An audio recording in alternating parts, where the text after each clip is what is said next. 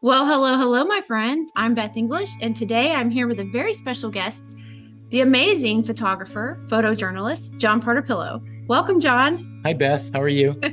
Today we're going to talk about the creative process between the two of us because we are like the creative dream team and we have so much fun when we're collaborating together. And so we wanted to talk about specifically the underwater photography that we created together for my promotional image for my one-woman show, Breathing Underwater, Thriving in an Ocean of Emotions, a one-woman show that's coming up at the end of October, October 28th.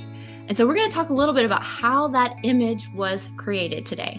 So John, you had the idea for the underwater photography, didn't you? Yes, I did.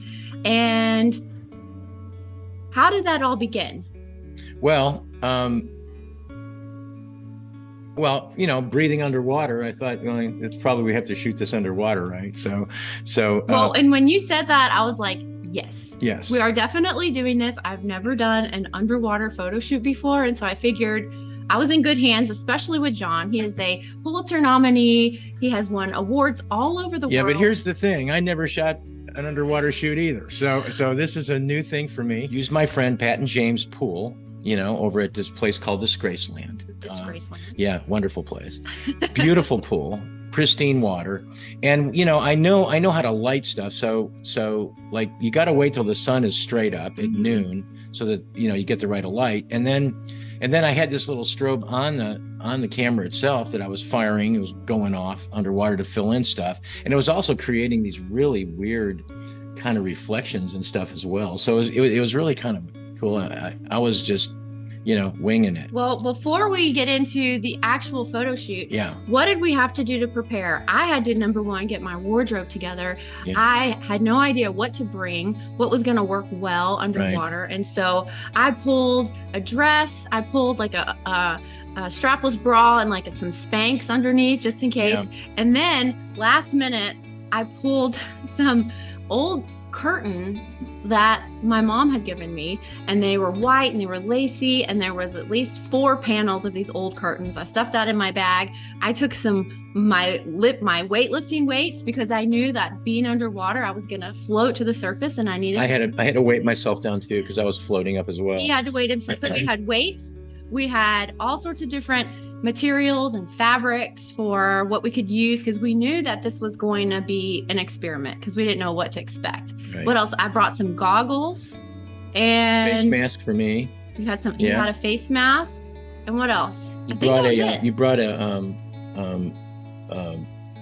what do they call it? The breathing tube. A snorkel? A snorkel, right. So I could breathe if I wanted to stay underwater. And because I'm a scuba diving instructor, of course I have a mask and a snorkel. Exactly. And so that was the first step, was just making sure we had everything that we needed.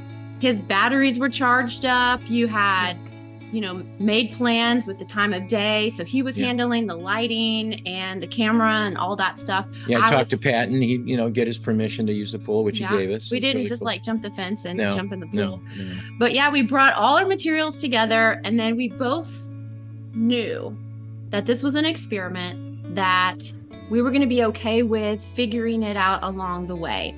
And because we have worked on so many photo shoots before, I feel like we can sort of read each other's minds. And I think that's what a great creative, collaborative type of partner will do for you in that process is you start to know what each other's thinking before we even have to say anything. And so knowing that underwater, I was going to have to wing it, and same with him, we just kind of like felt each other's energy, I guess, and just kind of went for it. So we jumped in the pool and we just started taking pictures, and the first outfit I had on was definitely not going to work at all. She jumped in with a red dress on, and I went underwater and looked at it, and I thought, no, this is not going to work. We need something more ethereal, I think is what I said. Yeah. And you said, well, let's do the curtains. Let's try the curtains out because they float. I said, yeah, this is great. And the curtains were white. Usually when you're shooting digital, you don't want white, but for some reason the water was blue and it just seemed to work. And it was really ethereal, angelic. When she wrapped it around and she was floating around down there, I was going like, yeah, this is it. This is perfect. Well, and we had a small frame because the light's got to be above. Right. Right. And so we only had we have about maybe 30 minutes, 25 minutes or something to shoot. And so we just kept going underwater and doing it, and it was cool. I was liking it. I was really liking it. Well, we'd do like a few round of shots, and then we'd go and we'd look at the camera and we'd say, well, this isn't working, or that works, or this is good. And then once we realized the first outfit wasn't going to work, I immediately went and changed into the next outfit, which was the curtains. It was the curtains, which I tied around my shoulder like a one shoulder thing. Almost like, when you're dressing as like a Greek goddess for like Halloween or something like that. So I tied that around, and I took the other one and I wrapped it around my waist and I tied it like that. And I took another panel and I used it almost like a shawl, and I wrapped it around my arms, and then got back in the water, immediately started taking photos, and knew that this was the exact right outfit. Yeah, I saw the drapes were moving and floating, and it was just so ethereal, and the light was great. And I mean, it's noon light, but it's perfect for underwater. It's usually the light I don't like to use on above water, but it works underwater apparently. Yeah. And then I had this little fill-in flash on the camera, so it was working great. I just loved it. Well, at first I was trying to sink by blowing all the air out of my lungs.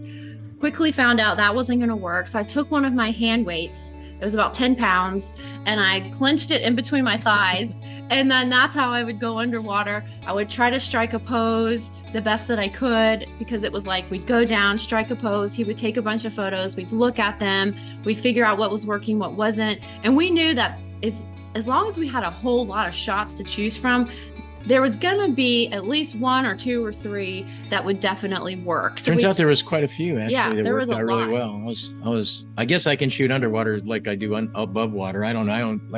I was totally winging this thing. I mean, just totally winging. But isn't that part of the creative process, is just going for me, it is the creative process. I'm always winging it, seems like, because you can't plan for anything. Anything you plan for, is going to turn into something. Well, you have to plan to experiment. Right. We had planned ahead to have all these different things that we needed, but yet in the moment we were just experimenting with it, and if it didn't work, then we would move on to the next thing pretty quickly, pretty easily.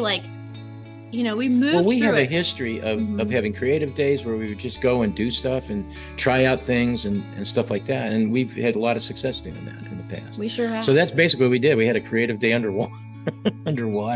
And it worked out good. Yeah, but I think was happy with it. And then when we were looking back at the photos, it was really clear that there was a particular time when the sun was just not giving us any more light. And so all the photos after that were completely dark. And so there was only like a small percentage of images that we could actually work with. And we did the timing on it, and we realized it was between, noon and 1 o'clock is when those were the best images. Yeah, that's when the light was doing the best thing, because it was filtering down in a really kind of ethereal way too, and it was really cool. And he's got a great pool. I mean, it's so clean and clear, and I mean, it didn't look like a pool. It looked like we were in the ocean or something, didn't it? It looked beautiful. Yeah. And really now that the images are up, you can see them on my website at bethenglish.com/events. That's the event page for the One Woman Show. You can see the top 3 photos that we chose from that photo shoot. And if we could sum up sort of the lessons that we learned about the creative process, about collaborating with another creative, what would some of those lessons be? Oh, wow. Keep experimenting is the first lesson. Don't be, don't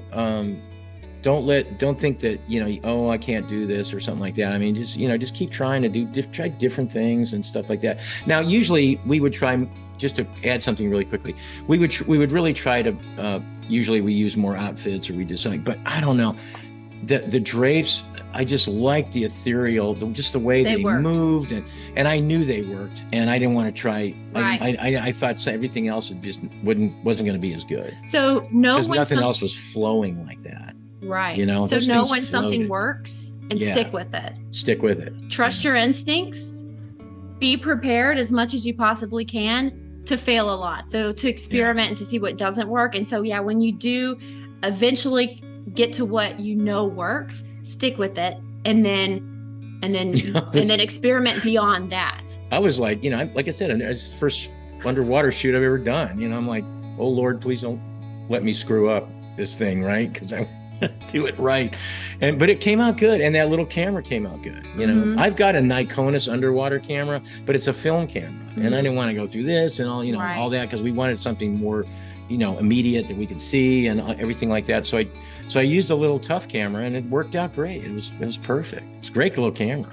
Well, I had so much fun collaborating with you, John, and I just wanted to share this process with you all, because when John and I work together, I feel like we create magic. And I think a lot of it has to do with the fact that we communicate really well. I mean, we're really good friends, and so that really helps because we kind of know each other, we know each other's processes, and we are able to just share like what works, what doesn't work, and move on. No one's feelings are ever getting hurt. No. We're never in competition. It's always about getting to the end goal and reaching that end goal together. And being creative, we also try not to do things that are obviously, just, like everybody else does. We try different things all the time. Well, thank you guys for watching. Thanks guys. And hanging out with us as we discuss our creative process with you and how we created these photographs. And I think it was a lot of fun. And if you learned something today, please share in the comments what you felt like was a great takeaway for you. And for John, just if you want to find more information about John, go to johnpartipilo.com. That's his website. Yeah. And then he's on Facebook and Instagram. And so you can find his work on there as well. At Instagram. And Google too. You can Google me and find a lot of stuff on there. He's a staff photographer with the Tennessee Lookout. And so he has got tons of photojournalism work currently being shared every single day. And so definitely go check out John's work. And if you're interested more about what I'm doing, you can go to my website at bethenglish.com. I'm on Facebook and Instagram at Beth English is my handle. And then please, you're invited. Come to the One Woman Show. It's October 28th. It's going to be at Riverside Revival in East Nashville. So that's on Riverside Drive and Porter at the corner there. Yeah, and it's Beth's birthday, so you got to come to her birthday. That's right. It's my 40th birthday on October 28th. That's right, big 40. And I'm going to be doing my one-woman show, Breathing Underwater, Thriving in an Ocean of Emotions. And I think you're going to really love it. If you're looking for an inspirational word to feel and hear a message of hope, I think that you're going to really enjoy it. And so come on out, and it's going to be from 6 to 8 on that Friday night. There's plenty of parking. It's going to be fun. There's going to be lots of amazing people there, and I'm just so excited for it. Oh, yeah, and it's going to benefit the Sexual Assault Center of Middle Tennessee. Yeah. All the ticket sales, all the sponsorship money, all the proceeds go to them directly. I'm taking absolutely no money. This is my way of giving back to an organization that gave me so much when I was going through trauma recovery. So please come out. Thank you for watching, and we'll see you next time. Thank you, everybody. See you next time. Bye-bye.